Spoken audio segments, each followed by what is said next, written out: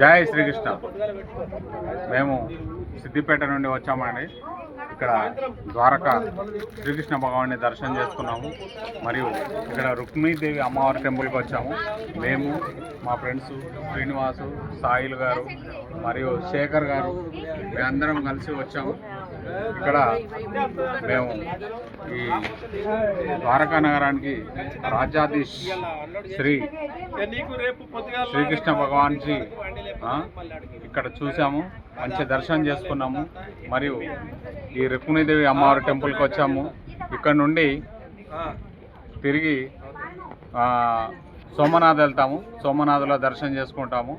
మరియు ఈ మంచి వాతావరణం ఇక్కడ ఉంది. ద్వారకాధీశ్ అయినటువంటి శ్రీకృష్ణ భగవాన్ ఇక్కడ మందిరం చాలా బాగుంది. ఇట్లాంటి మందిరాలు దర్శనం చేసుకుందాము. చాలా సంతోషంగా ఉంది. ఇలాగా ఈరోజు మనం దర్శనం చేసుకుంటున్నాం అంటే డబుల్ ఇంజన్ సర్కార్ తోటే అవుతుంది. ఈ ప్రపంచంలో ఈ భారతదేశంలో డబుల్ ఇంజన్ సర్కార్ ఉండాలి. ఎప్పటికీ హిందూ మతం వర్ధిల్లాలి, హిందువులు సుఖశాంతులతో ఉండాలని కోరుకుంటూ జై శ్రీకృష్ణ. ఇక్కడ శంకర గారు వచ్చారు సిరిసిల్ల నుండి, సాయిల్ గారు సిద్దిపేట నుండి వచ్చారు, మరియు రాజేశం గారు సిరిసిల్ల నుండి వచ్చారు, కోన శ్రీనివాస్ గారు సిరిసిల్ల నుండి వచ్చారు, మరియు రేషం రవి గారు సిద్దిపేట నుండి వచ్చారు. మరియు మేమందరం కలిసి ఇక్కడ ద్వారకా నగరం వచ్చాము.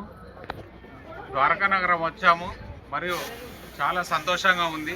హిందూ మతం వర్ధిల్లాలి, హిందువులమై మనం అన్ని దేవాలయాలు దర్శించుకొని పుణ్యం సంపాదించుకోవాలి.